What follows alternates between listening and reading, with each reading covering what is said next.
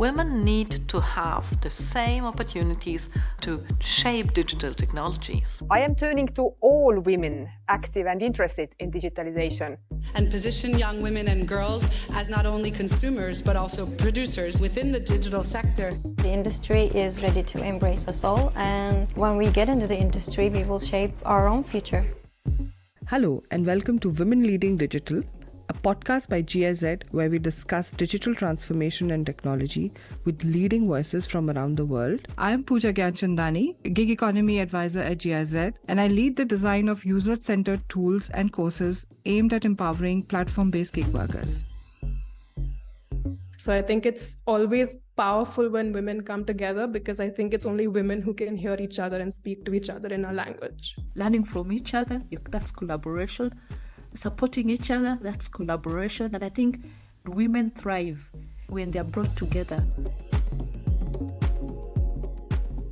I'd like to welcome my guest for today's conversation, Petronila Ogola. She's a Regional Learning Manager at the Digital Opportunity Trust Kenya. Hi, Petronila, and welcome. Hi, Pooja. Thank you. Petronila is joined by Nihira from India. She's involved with the All India Gig Workers Union and is particularly interested in labor conditions experienced by women. Nihira, it's a pleasure to have you with me in this podcast, and welcome. Thank you so much, Pooja. I'm very happy to be here.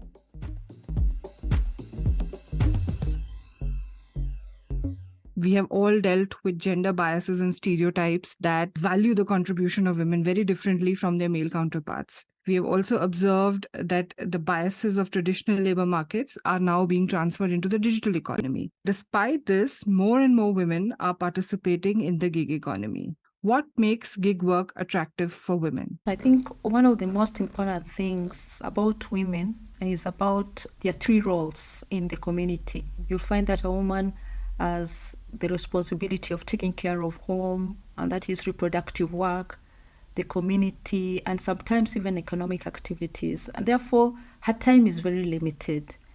And because of that limitation, she needs some flexible time to be able to actually contribute economically into their homes. And gig work provides that for them. What we've seen, however, is that out of the approximately 7 million gig workers, that only about 10% can be verified as accounts which are owned by and run by women.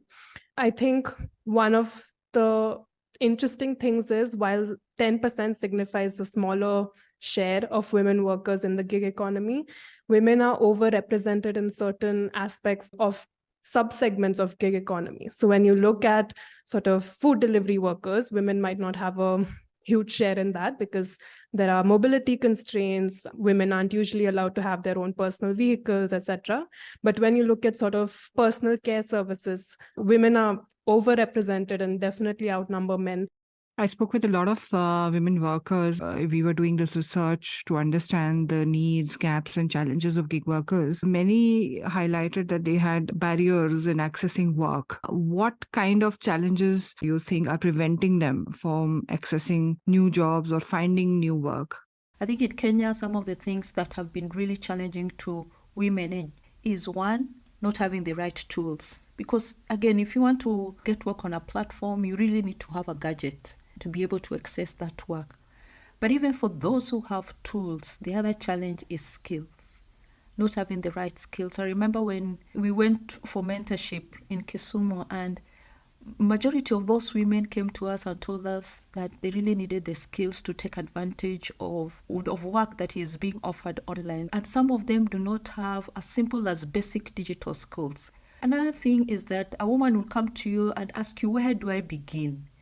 I have these skills, I have a phone, but I don't know where to begin. And then mentorship and coaching becomes very important, because her barrier there is just that she has no idea where to begin.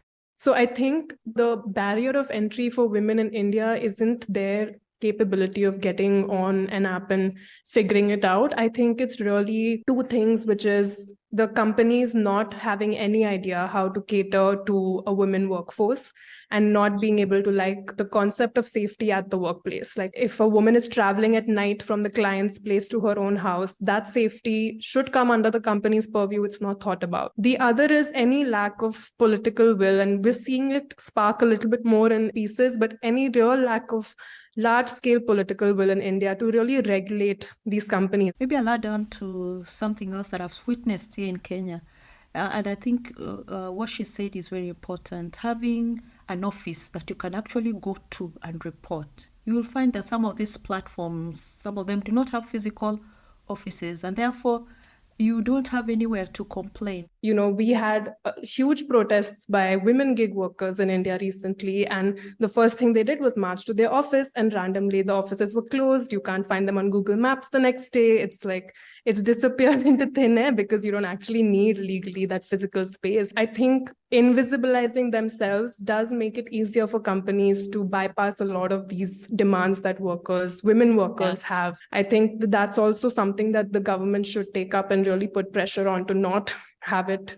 You spoke about the women coming together. What role are these informal worker communities playing? What kind of peer learning is happening in both the online freelancing and location-based gig economy?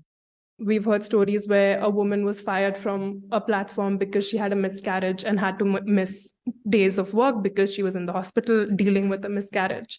You know, another woman whose child was not well and she had to take time off caring for her child because, you know, that's something that does fall largely on women.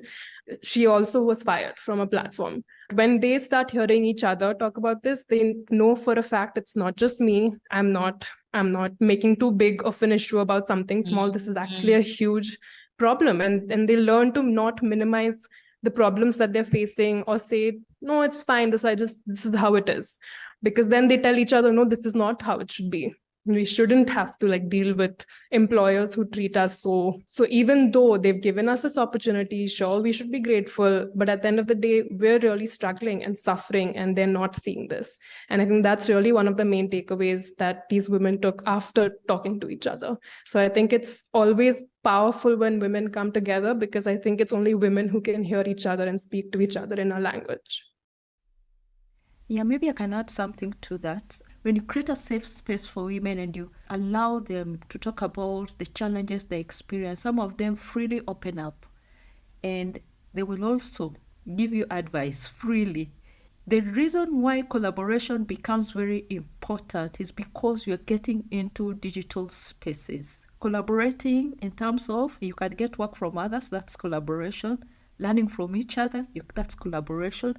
Supporting each other, that's collaboration. And I think coming together is the essence of that. And women thrive when they're brought together. I think one of our blind spots when we talk about the gig economy and platform work in the context of gender is that we are always somehow implying or focusing on the needs of younger women. But there is an intergenerational, intersectional aspect. There are different formats of collaboration between women of different generations, classes, race, and even between the genders. What do these collaborations look like?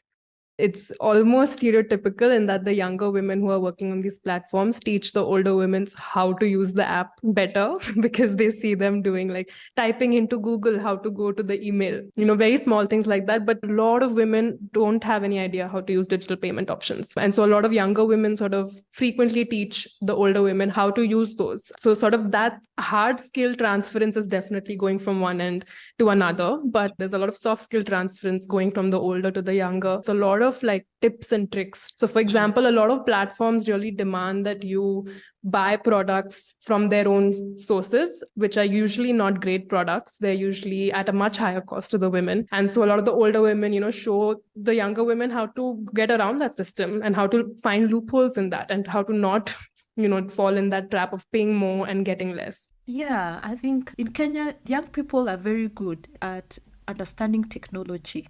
And that is value they can give to the older generations. But also, in terms of work and work ethics, that is another benefit that the older can give to the young. Being patient. One of the challenges that young people really come across is that those young people want to go onto platform and get work immediately. Like, I go today, I want to be earning thousands of shillings the next day.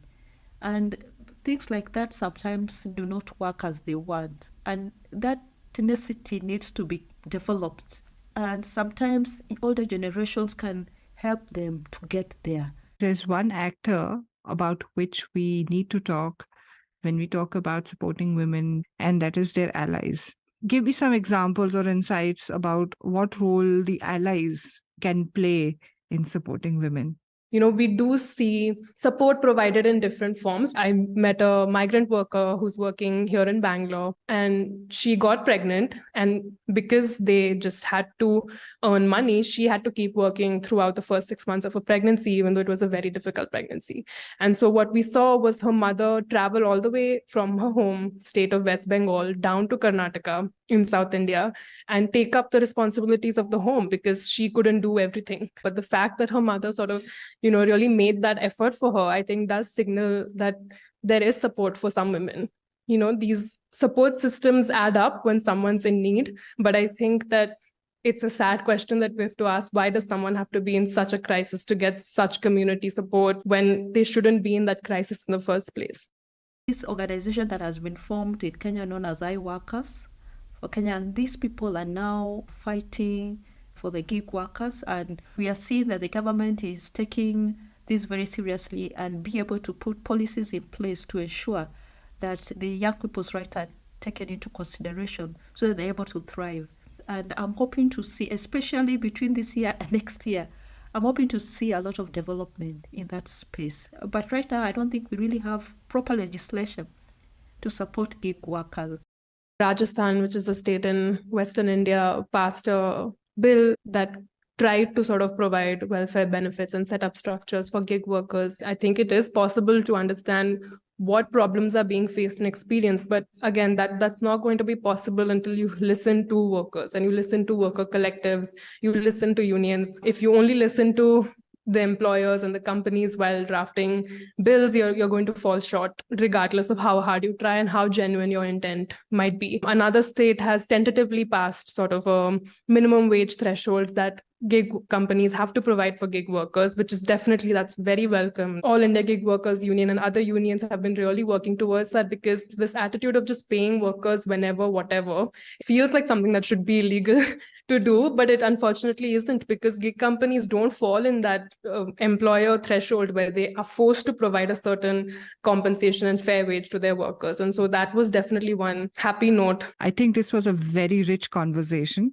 and I would like to now invite you both in one sentence to describe your final message.